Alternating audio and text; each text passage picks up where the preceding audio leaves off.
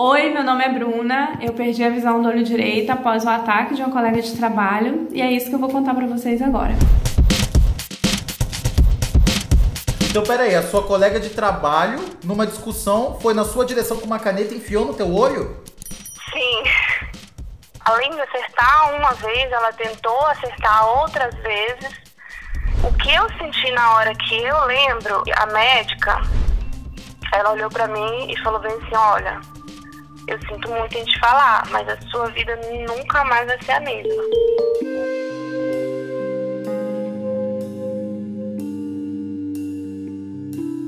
A Bruna ficou cega de um olho depois que uma colega de trabalho, no meio de uma discussão, chegou com uma caneta e... pá!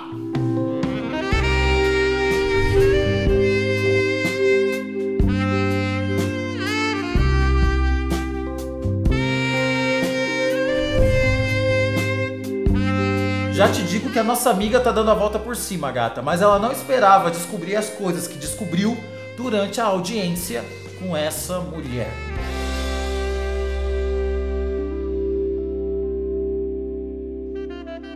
Bruna, quantos anos você tem? Eu tenho 33. 33. Você hoje é uma pessoa com deficiência, né? Sim, hoje eu sou uma pessoa com deficiência. E qual é a sua deficiência? Bom, eu enxergo de um olho só, então a gente é conhecido como uma visão monocular, né? É uma deficiência. Eu só enxergo de um olho. Uhum. E faz quanto tempo que você só enxerga de um olho? Em fevereiro fez 9 anos. 9 anos, então você não nasceu assim? Não nasci assim. Como é que foi que isso aconteceu? Então, vamos lá, é uma longa história, gente. Bom, eu trabalhava e a gente não tinha salário, era só comissão. E eu acho que isso em algum momento, assim, sabe, deixou a pessoa meio surtada. Eu não sei explicar exatamente o motivo. Eu sei que onde a gente quer chegar é que houve uma agressão em um dia. E aí uma colega de trabalho veio na minha direção, discutindo, nervosa. E aí foi onde, infelizmente, acertou meu olho com uma caneta. E de lá pra cá, aí sim eu comecei a minha trajetória monocular, vamos dizer assim. Então peraí, a sua colega de trabalho, numa discussão, foi na sua direção com uma caneta e enfiou no teu olho? Sim. Nossa, mas como que aconteceu isso? Vocês estavam discutindo pelo quê? Então, é por isso que eu citei a questão do trabalho. Porque até então, não tinha assim, um motivo específico. Nesse dia do ocorrido, o clima onde a gente trabalhava já não estava legal. Porque era assim, a gente trabalhava na porta de um hospital. A gente não trabalhava pro hospital, mas a gente tinha contato direto com o pessoal do hospital, porque a gente oferecia seguro DPVAT, seguro de vida, enfim, seguros.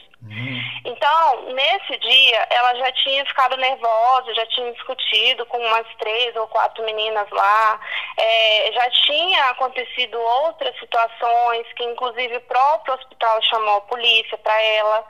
Só que, por ser um órgão público, a polícia não pode tirar a pessoa, entende?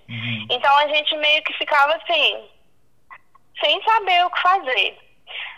Nesse dia, eu sinceramente, assim, do fundo do meu coração, eu não consigo te dizer o motivo exato. O que eu deduzi por muito tempo foi porque ela me viu conversando com um rapaz que ela já tinha oferecido.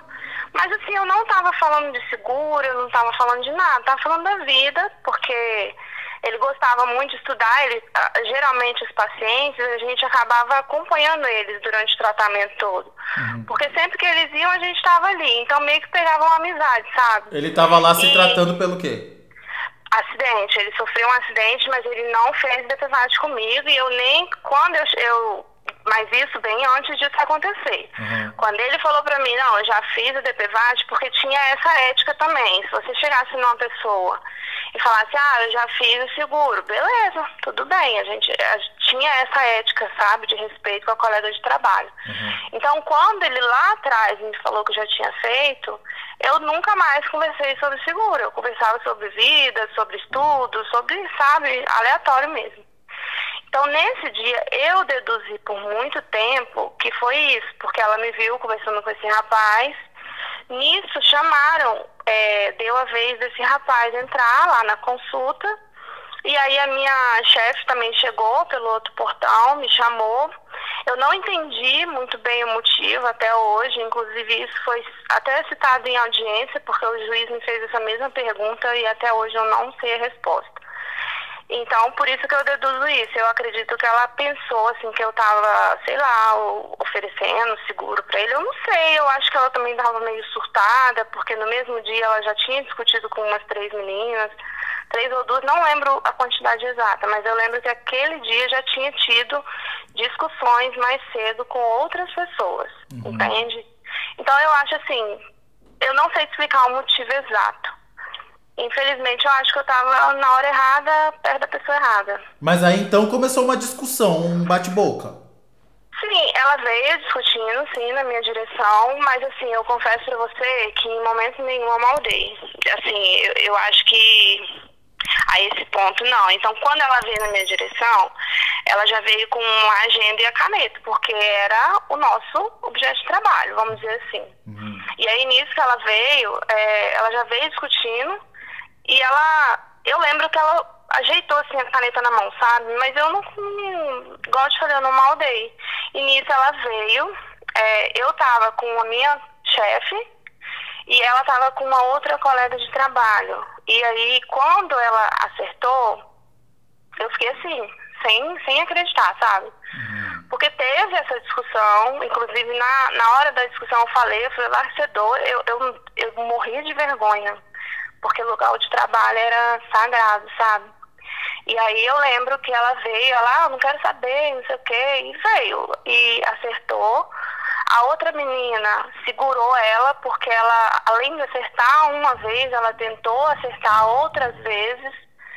E lá era um local meio deserto. Tinha um hospital, mas em volta é muito mato. Na época não tinha muito prédio, não tinha nada. Hoje já tem. E aí foi onde a outra menina ficou assim, desesperada quando viu o que ela fez e meio que puxou ela pra foragir mesmo. Até porque a polícia ia chegar. Alguém com certeza ia chamar a polícia. O que você sentiu na hora que ela enfiou a caneta no teu olho? Olha, Rufus, eu vou ser muito honesta pra você. Quando isso aconteceu, se eu falar pra você assim, eu morri de dor, eu não morri. O que eu senti na hora que eu lembro foi um quente, porque na hora, isso eu lembro muito bem, essa sensação eu lembro. Eu senti assim, acima dos meus seios, quente, sabe? Aqui no colo eu senti quente. Mas eu não me lembro assim de ter visto sangue ou nada disso, não. E no olho em si, eu senti... Sabe quando você fecha uma cortina assim, de uma vez? Sei. Eu senti isso. Só que como eu ainda tenho a outra visão, eu acho que eu não cheguei assim a perceber que a outra visão tinha acabado de se fechar. Vamos dizer assim, num linguajar que dê pra entender. Entendi. Eu não senti dor e eu fiquei assim, sem ação mesmo. A moça que estava comigo, a minha chefe, ela se desesperou. Todo mundo do hospital, na verdade, começou a desesperar. Foi, assim, uma comoção. E, na hora, todo mundo se preocupou em me socorrer. Porque, assim, onde a gente ficava era a porta do ambulatório. Então, a porta do pronto-socorro ficava lá do outro lado. Então, tinha uma certa distância. Tanto que, para mim, ir do ambulatório para a porta do pronto-socorro, eu não fui a pé, eu fui de carro. Porque na hora, a minha chefe falou assim, Bruna, entra no carro agora. E foi a 1000 pro lado de lá. E nisso, o pessoal do hospital encontrou a gente do lado de lá, mas porque eles foram por dentro do hospital. E a gente foi pelo estacionamento. E foi nesse meio tempo aí que eu acredito que ela deva ter conseguido fugir. Porque assim que aconteceu, não deu muito tempo, chegou a viatura, entendeu? O pessoal chamou. Só que, igual eu falei, como lá é muito deserto, realmente era difícil achar. Para ela fugir foi fácil. Por isso que eu te falei que no dia em si, Eu lembro da sensação de quente. Na audiência que a gente teve, uma testemunha falou que era sangue, mas eu, sinceramente, eu não consigo me lembrar de sangue. Eu consigo lembrar, assim, de um molhado mesmo. Eu não sei se foi o líquido do meu olho. Esse detalhe eu não consigo te explicar com exatidão. A Bruna não percebeu na hora que tinha perdido a visão. Na verdade, ela nem se tocou direito do que estava acontecendo. A mulher que fez isso fugiu pelo matagal e as pessoas em volta que viram tudo ficaram desesperadas para socorrer a nossa amiga. E foi aí que levaram ela, a Bruna, pro hospital. Lá no mesmo hospital fui atendida, fizeram uma sutura rápida. E como lá não tinha oftalmologista, porque não é todo hospital que atende uma emergência de oftalmo. Eu não sabia disso. Eu conheci um mundo, assim, totalmente desconhecido para mim. Então eles fizeram só uma sutura e me encaminharam de ambulância com urgência para um outro hospital, que no caso o Hospital São Lucas, lá onde eu morava. Nesse hospital eu fiz a minha primeira cirurgia. E assim, aí sim, aí eu senti muita, mas foi muita dor, muita. E aí eu lembro que a médica, ela olhou pra mim e falou bem assim, olha, eu sinto muito em te falar, mas a sua vida nunca mais vai ser a mesma. Só que, igual eu te falei, eu acho que Deus foi tão cuidadoso comigo que a minha ficha não caiu na hora, assim. E hoje eu agradeço muito a Deus por isso, porque talvez se isso tivesse acontecido assim que eu perdi, talvez eu não teria tido essa resiliência. Porque durante muito tempo eu tive muita força para lutar na esperança de conseguir recuperar minha visão. Nesse dia, nessa primeira cirurgia, aí eu descobri que houve a perfuração e aí afetou íris, córnea, cristalina, eu perdi líquido do olho, afetou a estrutura toda do olho, literalmente toda, entende? Uhum. Assim, foi muito difícil, não vou mentir pra você. Passei por essa primeira cirurgia e aí a médica me deu um encaminhamento e ela falou bem assim, olha, seu caso é muito sério e a gente não tem esse tratamento aqui, você vai ter que suar para conseguir. Aí foi onde começou outras e outras e outras batalhas. O que você sentia quando você estava ali no hospital, quando você acabou de ser operada e quando você percebia que você não estava enxergando de um olho? Ai, olha, foi um período de... Ai, até me dói falar, sabe? Foi muito sofrimento. Nessa época eu me fazia... Eu lembro que eu sofria, só que eu lembro que meus pais, eles saíam de perto, às vezes também. Por quê? Porque o meu sofrimento era o deles e o deles era o meu. Então eu lembro que a gente meio que se afastava um do outro, sabe? Foi muito difícil, muito difícil. Eu sentia dor física mesmo, porque meu olho se tornou um olho cego dolorido. E todo nervo do corpo, quando tá atrofiando ou algo do tipo, ou que você machuca, dói muito, porque para nervo não tem remédio. E o nervo do olho é pior ainda, porque é cabeça, então comanda o seu corpo todo. Eu não tive vida. Nossa, foi muito difícil. Muito Mas o que difícil. você pensava ali na cama de hospital? Você ficava com raiva da mulher? Ficava. Eu durante muitos anos eu tive assim muita mágoa, muita mesmo. Eu chorava muito, Ruff, porque eu pensava assim na minha dor e eu pensava na injustiça. Então era como se fosse uma dor em cima de outra dor, sabe? Eu acho que a palavra que eu posso descrever é essa.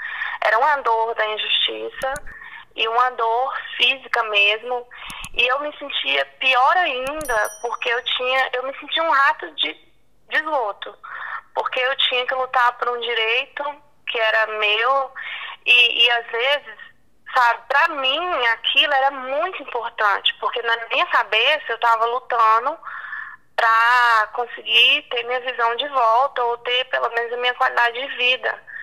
E assim, quando eu ia nos órgãos públicos ou algo do tipo, eu via que era só mais um caso. Então, o que pra mim era tudo, em um órgão público era só mais um caso. aquilo me feria, mas assim, de um jeito que eu não desejo nem pro meu inimigo, nem pra essa menina que fez isso comigo. Eu não desejo que ela passe por isso. Quando a nossa gata fala de ir atrás dos direitos dela, ela ainda não tá falando de responsabilizar a mulher que fez isso com a caneta. Ela tá falando das cirurgias que ela teve que fazer. Foram muitas e cada cirurgia era um parto para conseguir vaga, autorização, data e essas coisas básicas, gata, que teoricamente era para ser um direito da gente. Existem cirurgias que às vezes ou você entra numa fila de espera, ou às vezes o SUS não vai arcar, ou N motivos, mas existem cirurgias que nem sempre estão disponíveis na hora que você precisa. E aí é saúde. Então foi onde eu comecei a recorrer em todos os hospitais do meu município, literalmente todos, sem exceção. Eu lembro que meu pai, a gente saía cedo e só voltava à noite em busca de hospital, em busca de vaga, em busca de solução mesmo, sabe? Devagarzinho, graças a Deus, eu fui conseguindo.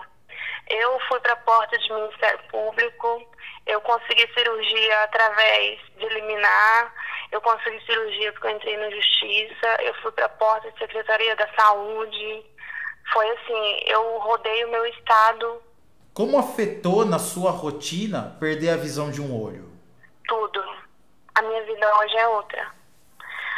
Um termo que eu uso muito é que eu vivi um coma de uns 5, 6 anos, porque esse período eu vivi, não é exagero, tanto que eu tenho uma pasta enorme de laudos, etc e tal. Um período de 5, 6 anos eu vivi em prol do meu olho. Quando isso aconteceu, meu filho tinha 3 anos, minha filha tinha 7. A primeira coisa que a médica falou: não pega seu filho no colo por nada, que você vai estourar seu olho. Porque vivia com ponto, né? Então, assim, tudo na minha rotina mudou. Tudo. Eu não tenho como te pontuar uma coisa ou outra, porque tudo mudou.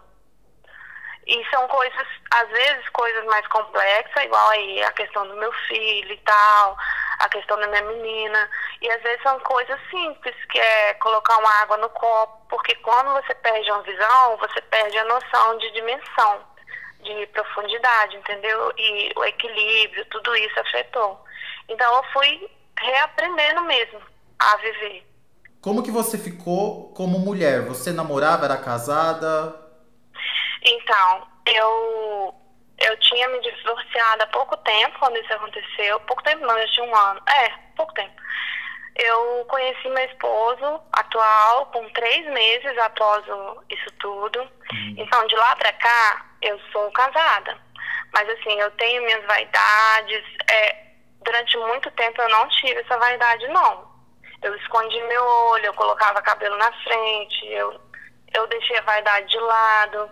Hoje não. Hoje eu tento cuidar do meu corpo, porque nesse período todo, como eu fiquei assim muito deprimida, eu engordei muito, eu mudei muito. Então, mas tudo isso, lógico, com uso de medicamento, com várias cirurgias, então é meio que impossível você não mudar, né? Mas quando você conheceu o seu marido, você não ficou cismada com o teu olho, que ele ficasse cismado com o teu olho? Olha, eu fiquei, só que meu olho, ele não mudou assim que aconteceu, ele foi mudando com o decorrer dos anos. Então, hoje, se eu vivesse, se meu olho estivesse como ele está hoje, naquela época, com certeza seria 1000 vezes pior. Mas assim, como estava recente, ele estava mais pretinho, mas ele não estava tão deformadinho como ele está. E também tinha a expectativa de uma volta, que no meu coração eu tinha isso, que eu ia voltar a enxergar. Então eu via aquilo como algo temporário, naquele momento que eu conheci ele. Eu não via como uma coisa permanente, não, entendeu? O meu lado feminino morreu por um bom tempo.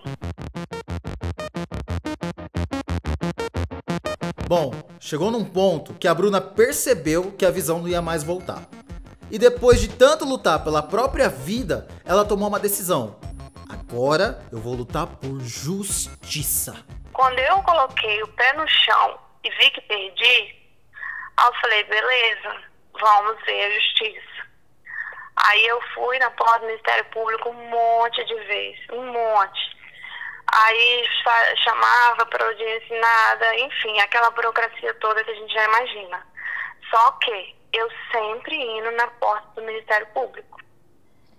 Aí um dia, um abençoado de Deus, eu fui e toda vez que eu ia, me feria muito. Eu chorava muito naquele Ministério Público.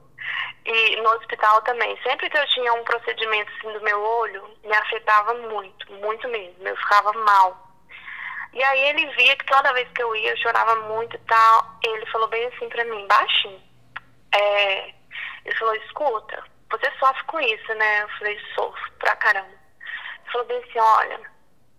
Aí ele me deu uma palavra de conforto e ele falou bem assim, olha, eu vou te falar uma coisa que eu não recomendo.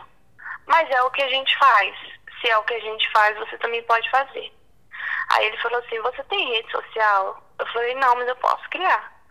Ele falou, então, cria uma rede social, vigia a vida dela e vai. Começa a criar uma conexão com ela, que uma hora ela vai meio que se entregar, vamos dizer assim, sabe? Em algum momento ela ia dar algum ponto que pudesse levar ela. Então, nesse período todo que você estava sofrendo e se recuperando, ela estava vivendo uma vida normal? Sim, ela foi embora para Portugal, ela não tá no Brasil. E você sabia o nome dela, onde encontrar ela, sim, tudo? Sim, o nome da mãe dela, o nome completo dela, onde a mãe dela morava. Inclusive a gente chegou aí na casa da mãe dela, a mãe dela sabia onde meus pais moravam, porque assim, a gente trabalhava lá e a gente meio que se conhecia, até porque a gente trabalhou junto, entendeu? Então, não era uma pessoa que do nada, aleatoriamente, veio e fez isso, não. Era uma pessoa que tinha um certo contato e que começou a perder esse contato por essa questão de trabalho mesmo, entende? E nesses 5 anos, em momento algum, ela chegou e falou, desculpa? Nunca. Nesses 9 anos, ela nunca chegou. E aí eu fiz o que o moço falou, só que assim, por um lado foi bom, por outro não. Foi bom porque eu fiz o que ele falou e deu certo. Eu comecei a acompanhar, eu respondi stories, sabe? E aquilo me feria muito, por isso que eu falei que foi ruim. Tudo isso com um perfil falso, não era seu nome? Não, um perfil falso, não era meu nome não. Só que um dia, ela postou uma foto que eu falei, é agora ou nunca. Ela postou uma foto com o filhinho dela, o olho dele tava com um tampão. Por coincidência, eu tava do mesmo jeito. Assim, eu tava com tampão no olho também, com dor e tal, e ela tinha postado, pedindo indicação de clínico, sei lá o que, e ela postou o menino dela com um tampão no olho. Aí eu não me aguentei, né, Rafa? Eu fui e respondi. E aí quando eu respondi, ela sacou na hora. Aí ela foi e falou bem assim, eu sei quem tá falando, não sei o quê. Aí eu fui e falei com ela, falei, bom, se você se diz tão certa, tão isso, tão aquilo, dá a cara pra bater, responde, vem na justiça. Menino, deu certo. Ela entrou com o advogado. Por quê? Porque a partir daí, como ela estava em outro país e a justiça, entre aspas, não achava ela aqui, então quando eu falei com ela, vamos dizer assim, que havia essa identificação, a própria justiça entende que ela já sabia dessa questão judicial. Ela já sabia, mas ali era meio que uma prova de que ela sabia. Mas entende? Ela falou assim, eu sei quem é você, e aí, tipo, eu sei quem é você e vaza daqui? Tipo assim, exatamente, eu sei quem é você tá aqui por inveja, e que não sei o quê, que tá repreendido, porque no caso o que eu respondi foi por quê? Porque ela, na minha visão, naquele momento, era meio que o destino cobrando a ela, sabe? Porque pra uma mãe não é legal ver o filho, né, passando mal e tal. Claro. E no mesmo olho olha, Deus me perdoe, no mesmo olho o menino tava com um problema, eu acho que sério, eu também não sei te explicar com detalhes não, mas o menino dela, novinho, tava com um problema no mesmo olho que eu tinha problema. E aí eu fui respondi e o que ela falou foi isso. Eu sei quem tá falando, você tá aqui por inveja, você tem inveja de mim, você isso, você aquilo, sabe? Essas coisas assim, só pra te desqualificar mais ainda. Ela nunca me pediu desculpa, ela nunca mostrou arrependimento ou algo do tipo, não. E aí quando ela me respondeu desse jeito foi onde eu falei, bom, se é isso que você tá falando, mostra a cara, porque você tá correndo da justiça, mostra a cara, entendeu? E aí foi onde ela foi e colocou um advogado. Encontrada a mulher, partiu a audiência. Nossa amiga finalmente conseguiu com que o caso fosse para a justiça, mas as audiências foram mais surpreendentes do que a Bruna esperava. A primeira audiência rolou e assim, eu acho que eu precisava dessa audiência mesmo. Ela faltou na audiência, ela não compareceu. Ela botou o advogado e aí o advogado na hora alegou que o plantão dela ia começar e tal. Então isso me machucou, não vou mentir pra você. Me machucou porque perante a justiça eu achei que ela foi esnobada até com a própria justiça. Inclusive o juiz ficou muito pé da vida com isso. E na audiência aconteceu algo que eu nunca tinha parado pra pensar. Que foi o quê? Reviver o momento. Ó, me dói até de falar. Por quê? Porque na audiência, quando você vive uma coisa, você tá só com a sua visão, só com o seu referencial. E na audiência, não. Na audiência, eu tive referencial de testemunhas, eu tive referencial de várias situações. E na audiência, houve testemunhas que ela premeditou. Não foi um acidente, não foi um ataque de raiva. Ela falou, eu vou falar a palavra que ela falou, mas eu confesso a você que eu não gosto de usar. Ela falou assim, lembra que eu te falei que ela estava nervosa? Lembro. Então, ela falou bem assim, é hoje que eu acabo com essa desgraça. Então, a intenção dela ali, eu acho, não sei também, era, sei lá, ficar só ela mesmo, eu não sei explicar. E pra mim foi muito dolorido, porque o juiz, como eu não esperava que uma audiência fosse daquele jeito, engraçado, foi burrice minha, porque é tão óbvio, né? Numa audiência eles vão me perguntar tudo. Então pela primeira vez, com todo o trauma, eu revivi o momento, mas eu revivi com a minha visão e com a visão de todo mundo, entendeu? Porque teve testemunhas, teve declarações, o pessoal do hospital, inclusive a testemunha era um policial. O policial, esse rapaz que eu tava conversando, ele era policial. E aí, houve tudo aquilo que a gente imagina numa audiência. Só que pra mim foi muito dolorido, porque todos os detalhes meus e de quem estava em volta. Mas todo mundo ficou do seu lado? Sim, não teve ninguém do lado dela, não. Não teve. Mas isso, assim, me doeu muito, porque com a visão dos outros, sabe, tava tão óbvio, mas tão óbvio. E como que eu não maldei, entende? Então, assim, eu não sei nem explicar. Não sei, me feriu. Eu vou dizer assim, me feriu, porque era tão óbvio. Por que eu não maldei, sabe? Por que eu não maldei? Era muito óbvio. E ficou muito claro que a intenção, muitas das vezes, não era só machucar. Porque como você vai para uma pessoa, vai na direção de uma pessoa, acerta, cabeça é um lugar muito sensível. Ela viu que acertou, ela continuou tentando dar outros golpes com a caneta. E antes de chegar a mim, ela já falou isso. Então ela premeditou.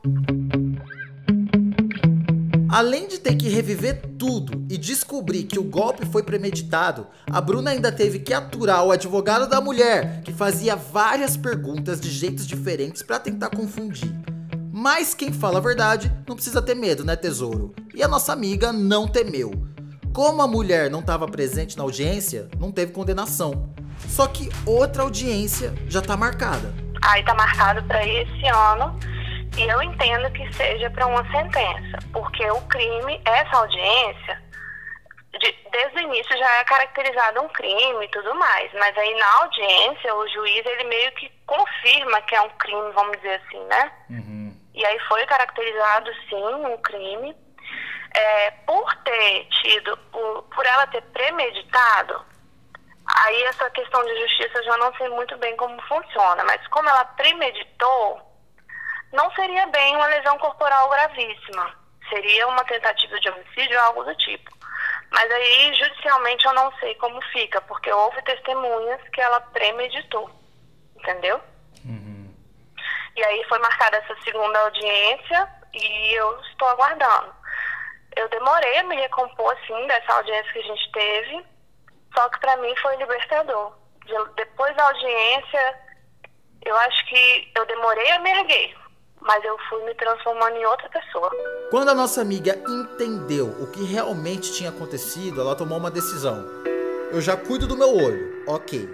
A justiça já cuida da mulher, ok. E eu vou cuidar da minha cabeça. Então eu fui me erguendo, sabe? Eu fui pegando o que era dor, e aí eu comecei a ler muito sobre autoconhecimento, fui vendo no YouTube, porque assim, um tratamento psicológico é muito caro pra cá, sabe? Não é tão fácil o acesso. Aos poucos eu voltei a estudar, eu me inscrevi para um curso no Instituto Federal do Espírito Santo, consegui. E era um curso que, eu vou ser muito sincera pra você, eu nunca imaginei sequer cogitar fazer um curso daquele. Porque envolvia internet, envolvia informática, programação. Gente, quanto que eu ia me imaginar mexendo em linguagem de programação? Nunca. E aí eu fui me desafiando, eu fui conseguindo ter essa autoestima, esse empoderamento mesmo, sabe? Através do estudo, através de muito conhecimento que eu fui buscando em live, em livro. E aí eu falei, não, a dor que eu passei, ninguém vai passar mais não. Por que que eu tô falando isso? Porque nesse período antes, eu, por diversas vezes, eu tive muita vergonha da minha aparência, eu deixei de sair diversas vezes por causa da minha aparência. As pessoas, às vezes, elas não têm consciência do que fala, e aí fere muito o outro. Então, por diversas vezes eu estava em terminal de ônibus, em lanchonete, em qualquer lugar, as pessoas paravam e perguntavam. Onde eu ia, o foco principal era meu olho. Às vezes a pessoa nem perguntava o meu nome, mas já vi uma pessoa que eu nunca vi na vida. E se você observar em filmes, essas coisas, quando a pessoa tem um olho branco, é sempre um personagem ruim. Então, às vezes, a criança chorava, a criança saía de perto, sabe? Sempre tinha uma imagem meio aterrorizada. Eu falei, não, ninguém vai passar por isso mais não. A Bruna percebeu que poucas pessoas falavam sobre o assunto inclusão. Ela queria mostrar que a pessoa vem antes de qualquer deficiência. E foi numa reunião de pais, na escola dos filhos, que ela teve uma ideia. Eu fui na reunião de pais e eu vi que foi uma reunião muito emotiva, eu vi que era uma família mesmo. Eu falei, pois é aqui que eu vou falar. E aí eu chamei o diretor depois da reunião e falei pra ele, falei, olha, eu tenho uma história assim, assado, e eu queria muito falar de inclusão, você me dá espaço? Aí ele, com certeza. E aí a gente colocou o projeto em andamento. Eu dei palestras para as turmas, semana que vem eu vou em outras turmas, e aí a gente pretende fazer esse projeto de propagar em todo o município, porque, assim, às vezes a gente está tão ferido, quando a gente tem uma deficiência ou algo diferente, a nossa deficiência chega antes da gente, e isso fere muito em certas situações, sabe? Hoje eu falo pra você de boa mesmo, não tem problema. Mas eu já tive machucada lá atrás. Se você chegasse pra mim e perguntasse do meu olho, eu ia te responder super alegre, mas chegasse em casa, eu ia, assim, desabar. Então, às vezes, uma palavra que a gente fala, a gente fere muito o outro. E aí a sociedade precisa também lidar com isso, sabe? Precisa saber o que é legal e o que não é legal. Porque quando eu respeito o outro, eu tô praticando a inclusão social, sabe? E aí o que mudou é que eu vi que eu não preciso ter vergonha de quem eu sou, sabe? Muito pelo contrário, a minha história pode inspirar. Eu sempre falo isso, a sua história inspira alguém. E a verdade, a minha história de dor, ela não precisa ser dor pro resto da vida. Eu posso usar ela para inspirar pessoas. Por que eu tenho que viver com a dor? Eu já tenho a dor física, que meu olho dói. Aí eu vou carregar mais uma dor na alma? Não posso, eu preciso fazer algo.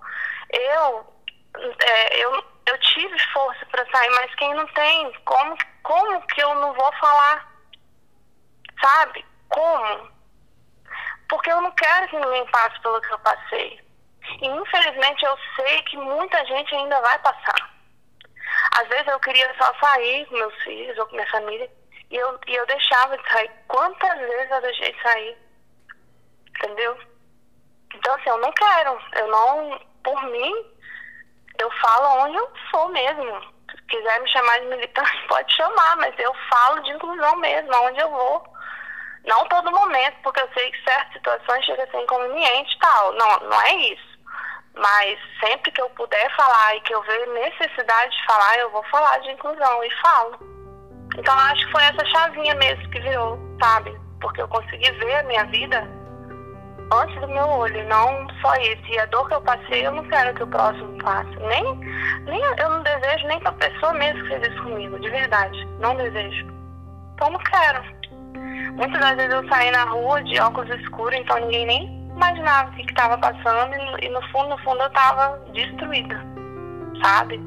Hoje não, hoje eu sou uma mulher feliz, graças a Deus, e liberta.